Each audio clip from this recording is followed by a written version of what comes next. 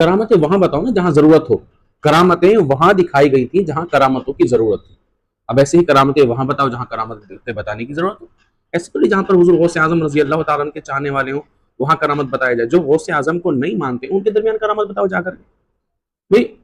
अगर हमारे दरमियान गौस आजम की करामतें नहीं भी बताई जाएंगी तो क्या हम गौस आजम की अकीदत की मोहब्बत हमारे दरमियान से कोई कम हो जाएगी? नहीं होगी। तो असल में गौस आजम रजी अल्लाह तआला, जैसे कि मैंने पहले एक वीडियो बनाई थी कि अल्लाह ने अब्दुल कादिर को गौस आजम क्यों बनाया, आखिर आपके कारनामे क्या थे। देखिए अल्लाह रब्बुल इज्जत ने कलाम पाक के अंदर इरशाद फरमाया वो अम्मा मा यनफउन नासा फयमकुसु फिल अर्द। अल्लाह ने फरमाया जो चीज लोगों के फायदे की होती है ना, जिस चीज से लोगों को फायदा पहुंचता है, अल्लाह ताला जमीन में उस चीज को ठहराव अता फरमाता, जमीन में उस चीज को क्याम अता फरमाता, हमेशा हमेश के लिए उस चीज को जमीन में जिंदा रखता है।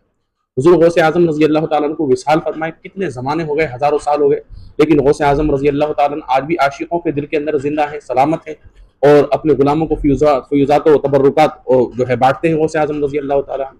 असल में मैं आपको हुजूर गौसे आजम रजी अल्लाह तआला की एक ऐसा वाकया सुनाता हूँ। अभी मैंने आयत करीम सुनाई ना कि जो चीज लोगों को नफा, लोगों के लिए नफा बख्श होती है, नफा पहुंचाती है, अल्लाह ताला उस चीज को जमीन में ठहराव अता फरमाता है। गौसे आजम रजी अल्लाह तआला कितने नफा बख्श थे, कितने फायदेमंद थे, ऐसा उनका कोई एक वाकया तो मैं आप लोगों को सुनाता हूँ। एक मरतबा बगदाद में ना कहत सारी पड़ गई, बगदाद में कहत पड़ गया, लोग भूखमरी के शिकार होने लगे, पीने के लिए पानी नहीं मिलता था, जानवरों के थनों से दूध सूख गया। तो गौसे आजम रजी अल्लाह तआला मुसलसल 20 दिन भूखे प्यासे रहे। आप तलाश करते रहे कहीं कुछ मिले खाने पीने को, लेकिन आपको कुछ मैसर नहीं हुआ। अल्लाह इम्तिहान भी लेता है ना, कुछ मैसर नहीं हुआ गौसे आजम रजी अल्लाह तआला को। तो आपने सोचा कि चलो जंगलों की तरफ चलते हैं, और आप ऐवान किस्सा जंगलों की तरफ आप जो है रवाना हो गए। गौसे आजम रजी अल्लाह तआला के वहां चल करके कुछ घास फूस खाएंगे, कुछ दरख्तों की छाले खाएंगे और अल्लाह की इबादत करेंगे, अल्लाह को याद करेंगे। जब आप वहां पहुंचे ना तो वहां जाकर के आपने देखा कि आपसे पहले 70 फुकरा वहां पर बैठे हुए थे जो घास फूस खा करके अपना गुजारा कर रहे थे। गौसे आजम रजी अल्लाह तआला जब वहां पहुंचे और आपने देखा कि यहाँ पर तो 70 लोग पहले से मौजूद हैं जो घास फूस खा रहे हैं और घास फूस खा करके अपना गुजारा कर रहे हैं, और आपने एक चीज को वहां पर जब देखा ना चारों तरफ नजर डाल करके, तो आपने मुशाहदा किया कि लोग ज्यादा हैं, 70 लोग ज्यादा हैं और घास फूस कम है। तो आपने वहां से वापस लौट करके आ गए। आपने फरमाया कि नहीं, मैं भूखा हूँ, भूखा रह लूंगा, लेकिन अगर इनका पेट भर सकता तो इनका पेट भर देता। अपने दिल के अंदर जरा कौम का दर्द देखें आप।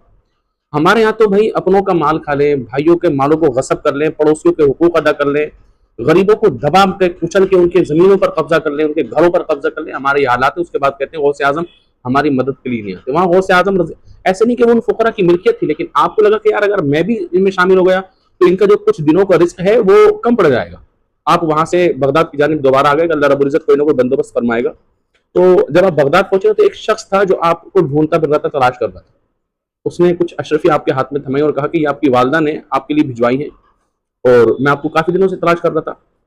गौसे आजम रजी अल्लाह तआला ने वो अशरफिया ली और उसको कहा कि ये कहसाली में तुम कहाँ से आ गए, और कुछ अशरफिया आपने जो अपनी जरूरत की थी वो रखी और कुछ अशरफिया उसकी जरूरत की निकाल करके उसको दे दी, और कहा कि ये यहाँ पर कहसाली पड़ी हुई, ये अशरफिया लो, उनसे कुछ खाना पीना अपना और जितने जल्दी हो सके यहाँ से निकल जाना।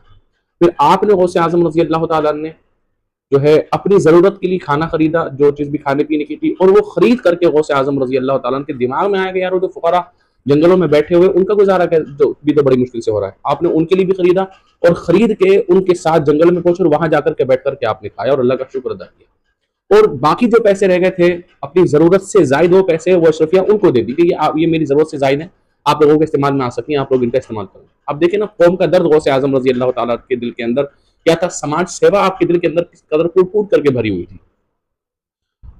न जाने कितने अमीर आए, कितने बादशाह आए, शहनशाह आए, लेकिन वो मिट गए, उनका नामो निशान तक का नहीं रहा। क्यों? क्योंकि अल्लाह ने फरमाया जो चीज लोगों के लिए फायदेमंद होती है अल्लाह ताला उसी को जमीन में ठहराव होता फरमाता है।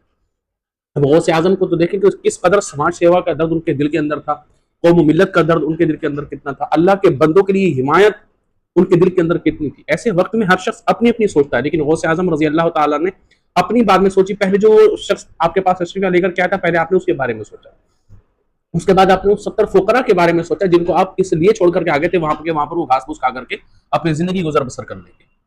फिर जब वक्त आया तो आपने जो आपके पास पैसे थे, हालांकि ऐसे वक्त में कोई किसी की मदद नहीं करता, लेकिन चूंकि वो गौस थे, वो अल्लाह के ऐसे महबूब बंदे थे, वो शहजादे रसूल थे। ये कहते हैं ना कि खुद रहे फाकों से, और जो है कुछ इस तरह का शेर है, मेरे जहन में नहीं आ रहा, वो ऐसे है मोहम्मद के घराने वाले करके वो शेर है। तो यानी कि उसका मफहूम ये है शेर का कि जो अल्लाह के रसूल सल्लल्लाहु अलैहि वसल्लम की औलाद होती है, आपके खानवादे के, आपके खानदान के लोग होते, वो खुद तो भूखे प्यासे से फाके से रह सकते हैं, लेकिन अपने सामने किसी दूसरे को फाके से रहता हुआ नहीं देख सकते। आपने उस हाल में भी, जबकि फाका कशी थी, कहसारी थी, उस हाल में भी आपने अपने अलावा दूसरों के बारे में सोचा, तो रब तबारक व तआला ने फिर उनको ये इनाम अता फरमाया कि अब्दुल कादिर, अब हमने तुमको जमीन में ऐसा ठहराव अता फरमा दिया है कि जब तक कयामत आएगी उसके बाद तक आपका नामो निशान, आपका वजूद बाकी रहेगा। ये गौसे आजम रजी अल्लाह तआला की कुछ समाज सेवाएं थी, जिनको देख करके रब तबारक व तआला ने गौसे आजम को अब्दुल कादिर से गौसे आजम बनाया।